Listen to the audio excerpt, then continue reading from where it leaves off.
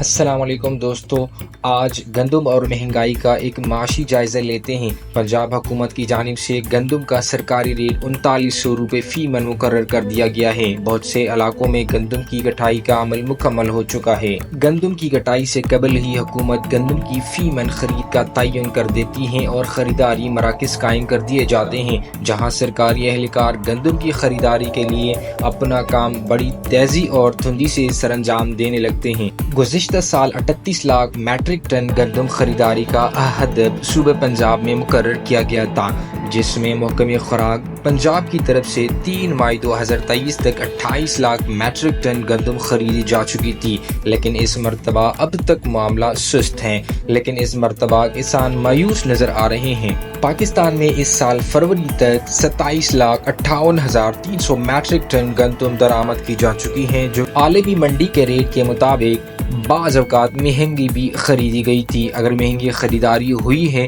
تو اس کی تحقیقات کر کے آئندہ کے لیے اس کا سدباب بہت ضروری ہے۔ پاکستان میں تقریباً 28 سے 29 ملین میٹرک ٹن گندم کی کھیت ہوتی ہے اور گزشتہ برس پیداوار 26 سے 27 ملین میٹرک ٹن کے درمیان ہی رہی، جس کے باعث گزشتہ کئی برسوں سے پاکستان گندم درآمد کر رہا ہے۔ گزشتہ سال ستمبر 2023 سے جنوری 2024 تک نجی سیکٹر نے 19,80,000 ٹن گندم درآمد کر لی تھی۔ اس سال بھی ہو سکتا ہے کہ ستمبر سے دوبارہ نجی سیکٹر گندم درآمد کرنا شروع کر دے۔